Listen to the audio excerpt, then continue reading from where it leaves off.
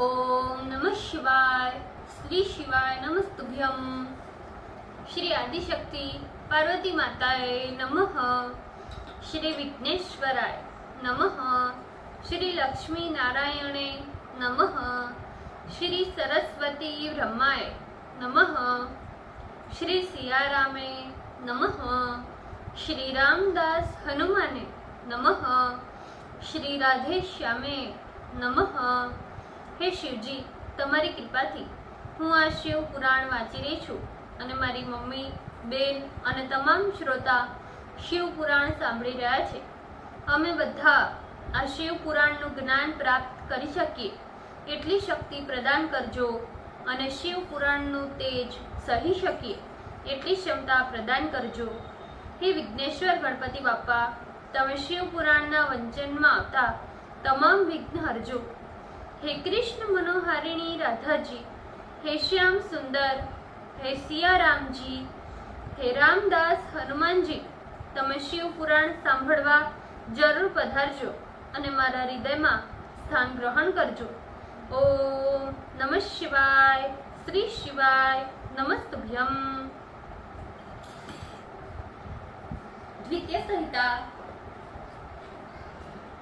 पंचत्रिशो अध्याय, page number 421। दक्ष की विष्णु से प्रार्थना एवं शिव निंदक की रक्षा में सभी देवगणों की असमर्थता का विष्णु द्वारा समर्थन।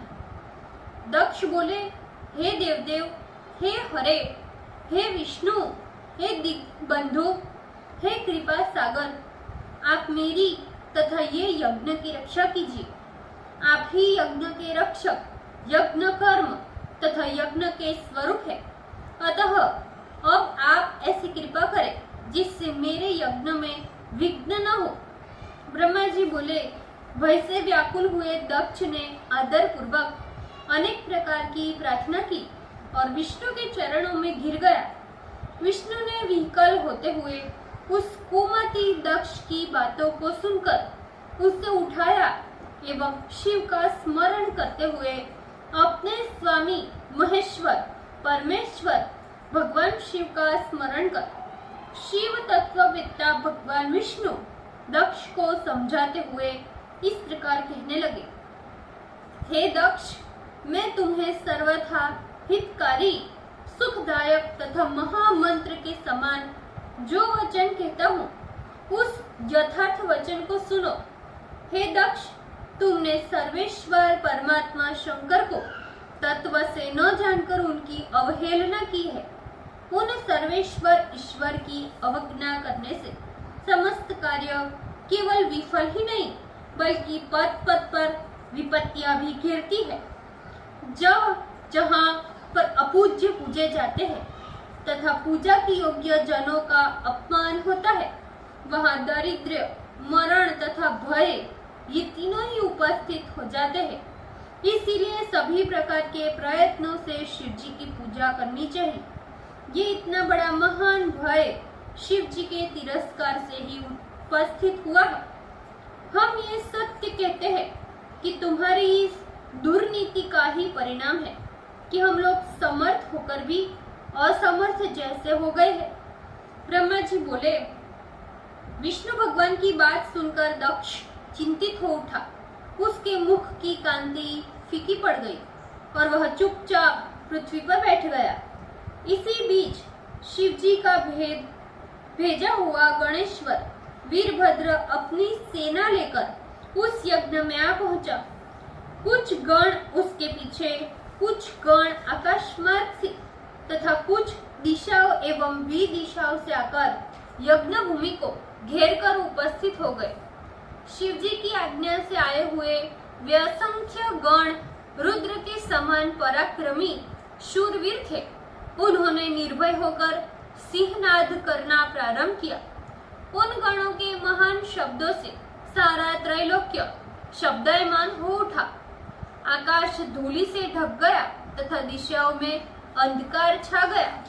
7 द्वीप वाली पृथ्वी, पर्वत तथा वनों के सहित कांप उठी और समस्त समुद्र संक्षुब्ध हो उठे।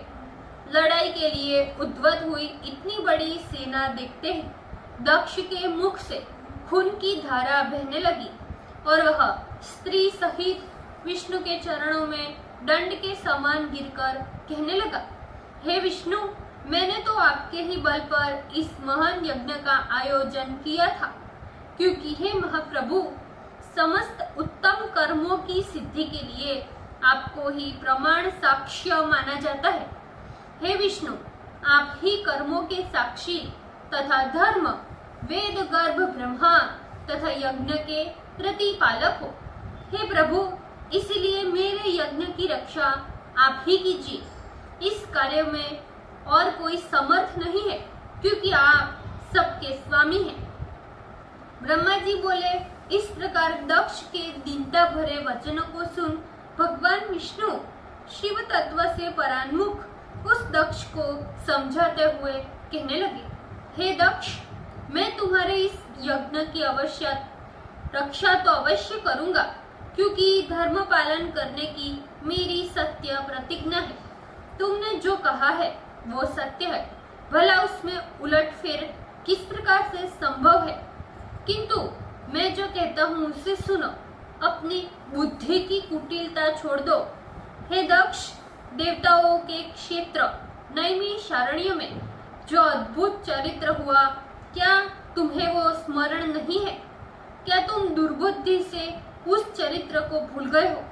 भला इस यज्ञ भूमि में रुद्र के कोप से तुम्हें कौन बचा सकता है? जिससे अपना जीवन अभिष्ट न होगा, वही दुष्ट इस शिव कोप से तुम्हारी रक्षा की बात सोच सकता है। हे दुष्ट दक्ष, तुम में कर्म तथा अकर्म का ज्ञान ही नहीं है। केवल कर्म ही फल देने में समर्थ नहीं होता। कर्म तो उसी को समझो जिसकी कृपा से कर्म में फल देने की भी शक्ति आए। कर्म में इस प्रकार का सामर्थ्य देने वाला परमात्मा शंभु के सिवा और कौन हो सकता है? जो सदा शिव की भक्ति करता हुआ उन्हीं में अपने चित्त को लगाकर शांत रहता है, भगवान शंकर उन्हीं के कर्मों का फल देते हैं। जो ईश्वर को ही नहीं मानते, केवल ज्ञान मार्ग का ही आश्रय लेते हैं, ऐसे लोग करोड़ों कल्पों तक नरकों में पड़े रहते हैं। इसी प्रकार जो कर्म का ही आश्रय लेते हैं, ऐसे लोगों को यमराज के दूत काममय पाशों में बंद कर उन्हें नरक में नाना प्रकार की यातना देते रहते हैं। हे दक्ष, देखो, रुद्र के कोपाग्नि से उत्पन्न हुआ शत्रुनाशक ये गणाधीश्वर वीरभद्र यज्ञ के प्रांगण में पहुंच गया है। निश्चय ही हम लोगों के विनाश के लिए ही आया है। चाहे जो भी हो, इसके लिए कुछ भी अशक्य नहीं है। निश्चय ही ये एक महान शक्तिशाली है। अतः हम सबको बिना भस्म किए इसका चित्त शांत नहीं होगा, इसमें कोई संदेह नहीं है। मैंने भगवान शंकर के शपथ का उल्लंघन कर तुम्हारे यज्ञ में जिस कारण से भाग लिया है, इस कारण तुम्हारे साथ मुझे भी घोर दुख भोगना ही पड़ेगा। हे दक्ष, आज इसको रोकने की शक्ति मुझ में नहीं रही, क्योंकि शपथ का उल्लंघन कर मैं भी शिवद्रोही हो गया। शिवद्रोहियों को त्रिकाल में भी सुख प्राप्त नहीं होता, अतः आज तुम्हारे साथ मुझे भी ये दुख प्राप्त हुआ। मेरा ये सुदर्शन चक्र भी इस पर प्रहार करने में समर्थ नहीं है, क्योंकि वह शिवद्रोहियों पर ही प्रहार करने में सक्षम है। वीरभद्र पर छोड़ते ही ये सुदर्शन चक्र उस पर बिना प्रहार किए ही शिव के समीप चला जाएगा। शिव के द्वारा प्रदत्त ये शैव चक्र शिव के शपथ का उल्लंघन करने वाले मेरे पास मुझे बिना प्रहार किए अब तक जो स्थित है, वो भी शिव की ही महती कृपा समझो। अब ये निश्चित है कि ये चक्र आगे मेरे पास नहीं रहेगा और क्रुद्ध होकर ज्वालामाला से व्याप्त होकर शिव के पास चला जाएगा। यदि यहाँ हम आदर पूर्वक इस वीरभद्र का पूजन भी करें, तो भी शंकर के क्रोध से भरा हुआ ये हमारी रक्षा नहीं करेगा। हाय, ये शोक है कि हमारा तथा तुम्हारा नाश एक साथ ही उपस्थित हो गया है। ओह, अनवसर में ही ये प्रलय काल उपस्थित हुआ। अब इस त्रिलोकी में हमारा कोई भी रक्षक नहीं है। भला शंकर द्रोहियों की रक्षा भी कोई किस प्रकार कर सकता है? इस शरीर के नाश हो जाने पर शिव द्रोह के कारण नाना प्रकार के दुख देने वाली यम की जो यातनाएं हो प्रारंभ होगी, वह हमसे नहीं सही जाएगी। ये झूठ नहीं है कि यमराज शिव द्रोहियों को देखते ही कटा कर दांत पीसते हुए संतप्त तेल पूर्ण कड़ाहों में हमें छोड़ देंगे।